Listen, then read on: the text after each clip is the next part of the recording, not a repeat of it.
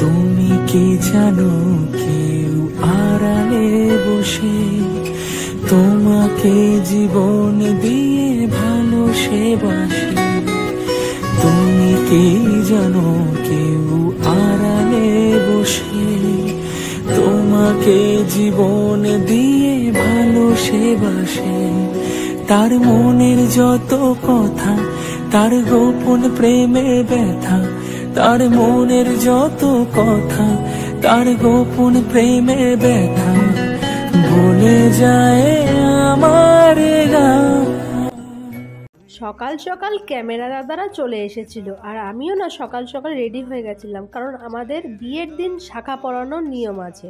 তো সে শাখা পরিয়ে যাওয়ার পর তাড়াতাড়ি দাদারা বললো, তাড়াতাড়ি তুমি চলো, তোমাকে নিয়ে কটা শ্যুট করব। ব্যাস অমনি বলা, আর আমি তো ফটো তুলতে ভীষণ ভালোবাসি, তোমরা সেটা এতদিন ধরে বুঝে গেছো। আমিও চলে গেলাম। কিন্তু ব্যাপারটা হচ্ছে সেদিন ছিল সরস্বতী পুজো। কোথায় যাব, কোথায় ফটোশ্যুট করবো কিছু বুঝতে পারছি না। চলে গেলাম বোনদের ঘরে। এই যে দেখতে পাচ্ছ, এটা বোনদের পুরনো ঘর। তাই ওরা বলছে এই জায়গাটা একটা ভালো ছবি হবে। অনেক ছবি তোলার পর বলছে, তোমাদের কি বাঁশ বাগান আছে? আমি বললাম, হায় রে ভাই, বিয়ে করতে যাব, এমনিতেই বাঁশ খাবো বিয়ে করে, আবার বাঁশ বাগানে, এত বাঁশের মাঝখানে।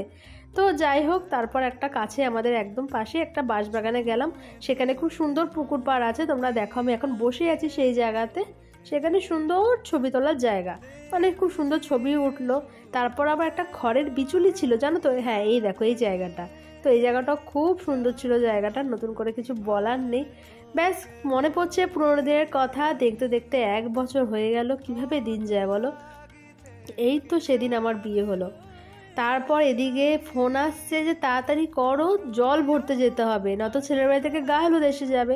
ওইদিকে তোমাদের দাদা ভালো কিন্তু শ্যুট করছে, একদম মন্দ না। এখন যতই আমাকে তেলাতে হোক ভিডিও করার জন্য, কিন্তু ফটো তুলতে সেও কিন্তু আমার মতে ভীষণ ভালোবাসে।